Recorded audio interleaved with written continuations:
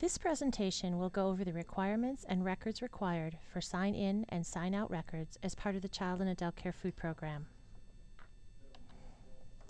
Learning objectives for the sign-in and sign-out records. After this presentation, you will be able to describe the requirement for sign-in and sign-out records or attendance records in the CACFP. You will be able to develop a system to track participants who have multiple arrivals and departure times throughout the day.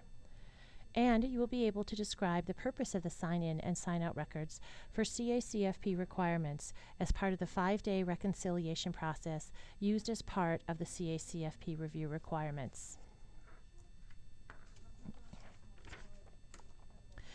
The Colorado Department of Public Health and Environment Child and Adult Care Food Program and the Colorado Department of Human Services Division of Child Care requires child care centers to maintain daily records of the time each child arrives at and departs from the center. These records are important for the protection of the center and the participant. CACFP staff will request sign-in and sign-out records during a CACFP review. All centers should discuss with parents and the guardians the importance of accurately completing the time-in and time-out records. The center must maintain a daily sign-in, sign-out recording method that contains the date, the participant's first and last name, the date, including month, day, and year, and the time that the participant arrives and leaves the center. The parent, guardian, or other authorized person is required to write their full signature. Initials are not acceptable. Staff are required to sign the participants in or out of the center for participants who arrive directly from school or another activity. The staff must use their full signature. If staff sign the participant in or out, the parent or guardian must provide a signature on a weekly basis to verify the record is accurate. Sign-in and sign-out records must be available during a CACFP review.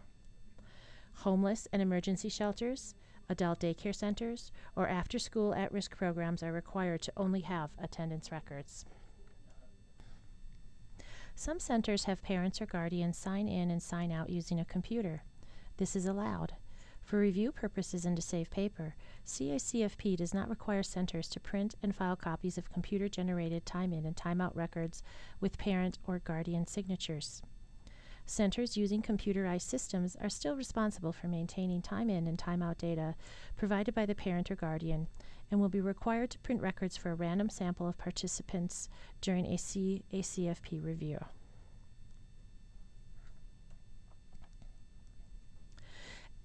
As part of CACFP review requirements, the nutrition consultant will verify 5 consecutive days claimed by the center. The nutrition consultant will compare 10% of the ROMs to the sign-in and sign-out records to validate the meals and snacks claimed for those participants selected during those 5 consecutive days. The purpose of this added check is to verify if participants are signed in during the contracted meal times.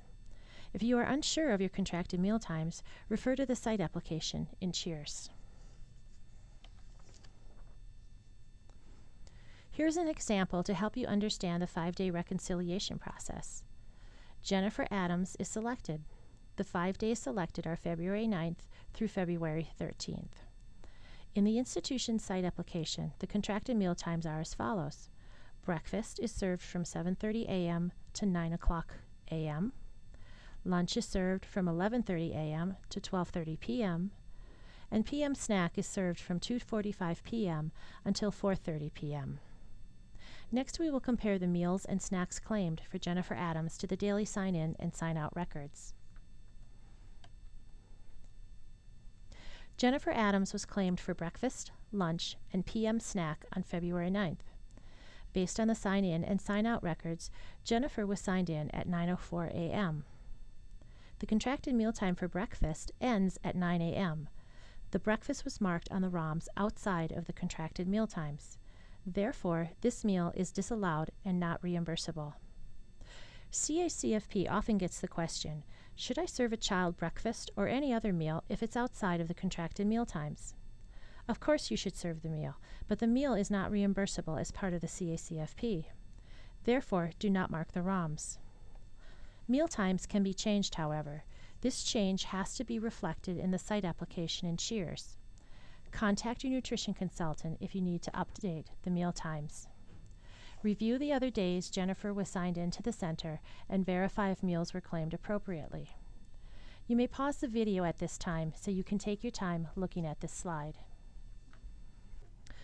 Some centers may have school agers that attend their center for care before and after school. Parents may drop off their child before school, and the center then takes the child to school.